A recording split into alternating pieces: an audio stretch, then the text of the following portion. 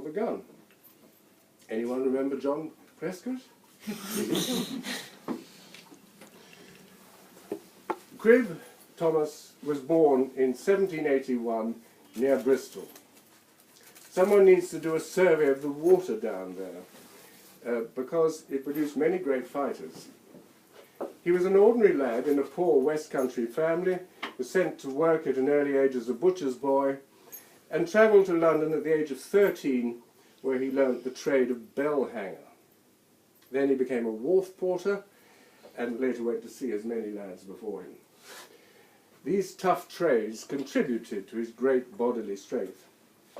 Extraordinary, if you think about it, how early young people were expected to fend for themselves, especially since puberty in those days came later than it does now.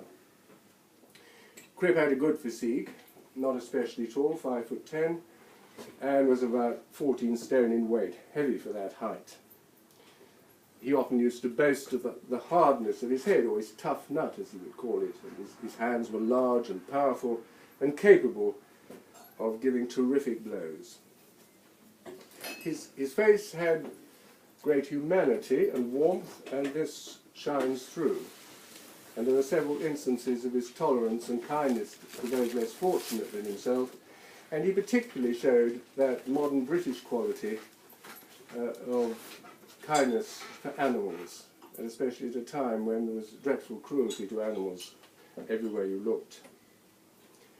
I think his appearance typifies the ideal Englishman: kind, brave, true, slow to wrath, but once roused. Here's a picture in his prime of Tom Cribb.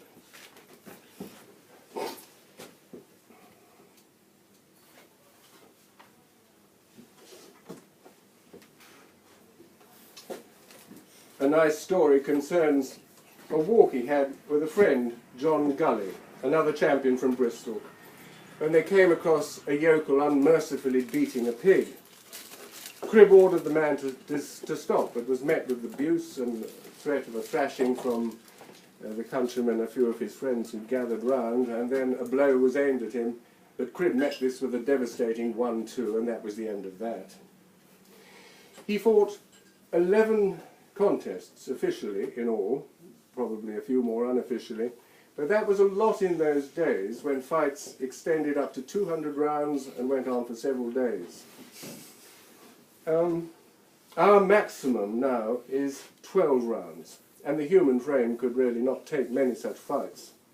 And if you turn the numbers round and you think of modern fighters who might perhaps fight up to 200 rounds, but they would only fight 12-round fights. So the numbers have sort of gone full circle.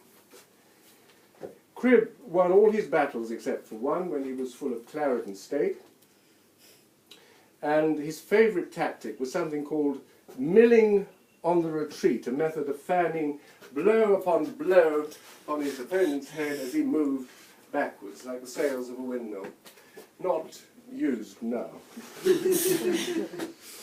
In 1809 he fought the one-eyed Jem Belcher, blinded in fact by a tennis ball, the only such incident I think, and became champion of England.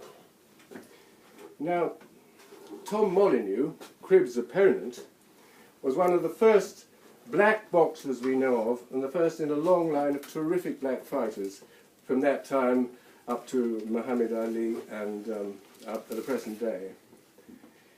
We have to speak about this. In those days, racial prejudice wasn't just prejudice.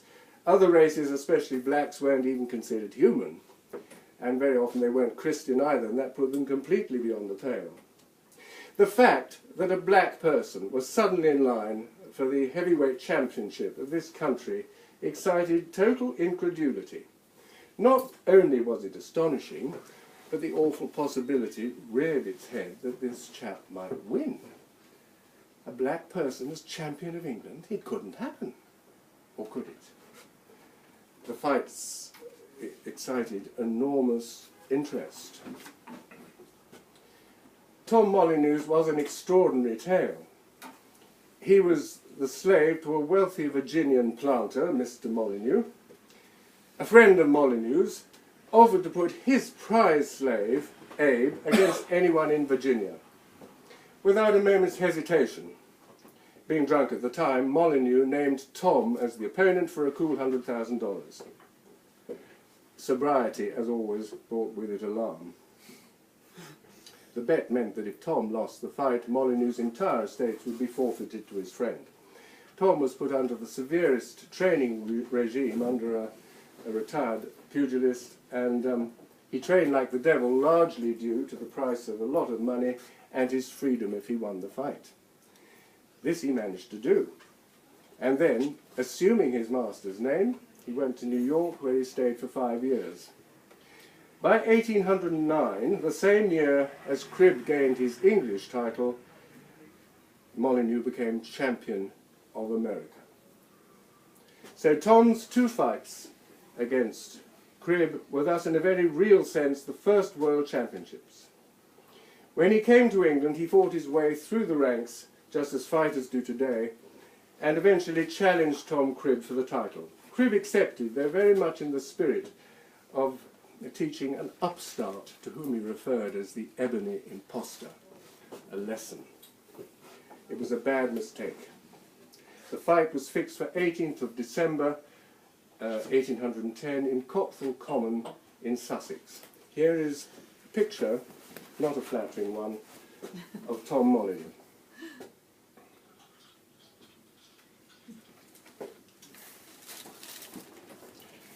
Cribb was unfit and out-hit over 28 rounds, and in the 29th round he took a terrible blow to the throat.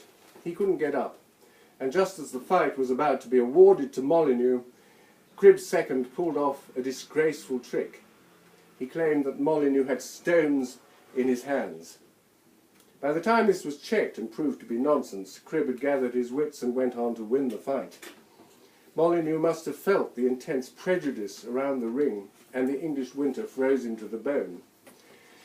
To Cribb's lasting shame, rather in the manner of Mike Tyson, he bit Molyneux's thumb to the bone as well. Within a week, Molyneux issued another challenge, and in an extraordinarily courteous and well-formed letter, he complained that the English weather had undermined his first attempt, and refrained from other remarks. Cribb had to respond, and he had to take this second fight very much more seriously. I'm just going to have a little sip. It's a sort of halfway point. Cheers.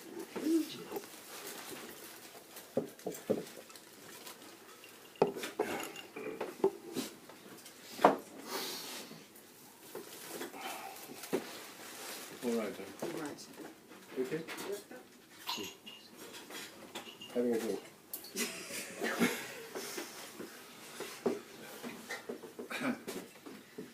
Wait. All right, I won't wait. Okay. Now we've just got to go a little. This is slightly past the halfway mark, so you know where you are. We have a short step back in history to John Broughton, who is often called the father of English boxing, and he was the first to impart class to the ring and invented precise and effective ways of parrying blows, and also the famous Broughton stomach punch, a short-arm jolt to the solar plexus, very useful in pubs.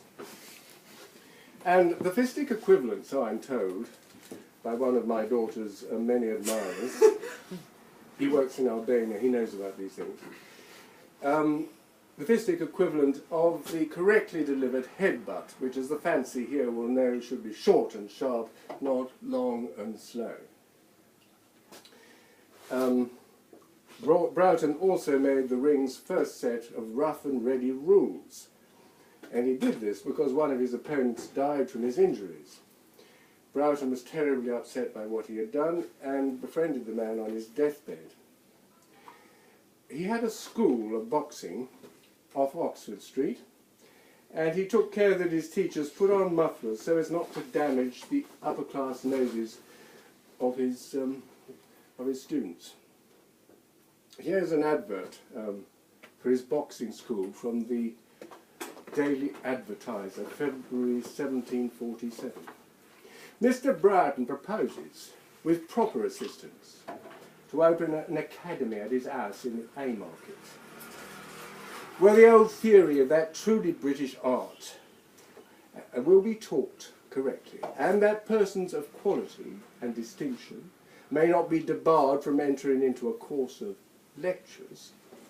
They will be given with the utmost tenderness and regard to the delicacy of the frame and constitution of the noble pupil, for which reason mufflers will be provided that will effectually secure their lordships from the inconveniency of black eyes, broken jaws, and bloody noses.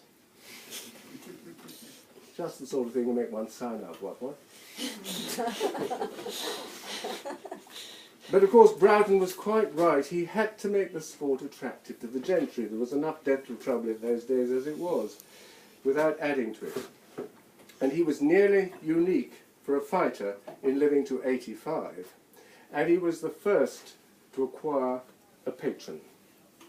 Throughout his active career he fought as the paid servant of the Duke of Cumberland, later the Butcher of Culloden, the last battle to be fought on UK soil in 1746, and an early boxing enthusiast. Here is a picture of John Broughton.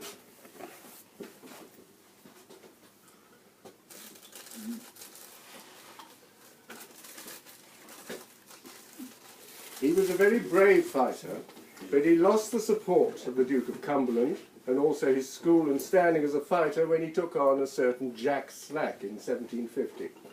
He hadn't prepared as so many boxers before and after him for what seemed a certain win, and his patron, the Cumberland, lost £10,000 on the fight. Slack, a huge hitter, landed a terrific blow which closed both of Broughton's eyes. "What are you about, Broughton? You can't fight, you're beat!" screamed an appalled Duke of Cumberland as he saw millions slipping between his fingers. "I can't see my man, Your Highness." Notice the correct form of the dress, even in extremity. "I can't see my man. I'm blind, not beat." Jack Slack was famous for his strength and had a sort of chopping, slashing blow, rather like a modern karate chop, delivered from the elbow, which was very powerful. To be given a slack came to be a term for having received a huge punch. It was a natural step for patrons such as the Duke of Cumberland to add a human fighter or two to their racing possessions. And in fact the boxers were just as much chattels for the rich as were their horses, and just as dependent. It's to John Jack Broughton's huge credit that he managed to live down this reversal of fortune and live a long and successful life afterwards. Which leads me down a little side path now to my dog, Bendigo, who is named after the mid-19th century champion Bold Bendigo, who was a boxer of enormous popularity and charisma. And so popular was he, in fact, that an Australian town, several pubs and a racecourse was named after him. Later he gave up his fistic endeavours and took to Bible punching and gin drinking in equal measure, and died by his own foot, you might say, by slipping down his stairs in a fit of gin-induced religious fervour. But the only reason I mention my dog and Bo Bendigo is that my dog is named after Bendigo, and Bendigo was the paid chattel of the great-grandfather John Whittaker, Joseph Whittaker, of one of my best friends. Here is a picture of Bold Bendigo. Notice his strange southpaw stance, leaning backwards, ready to spring forwards. And for your amusement, here's a picture of my dog on the other side. And a very pugilistic chap he is as well, highly aggressive. Now I must get on to Old Q, the 4th Duke of Queensberry, and an ancestor of mine of such vigour, lustfulness, longevity, and extreme peculiarity that he stands head and shoulders above any other member of my family, except perhaps the infamous 14th century Black Douglas. Old Q was a great patron of the boxing ring and also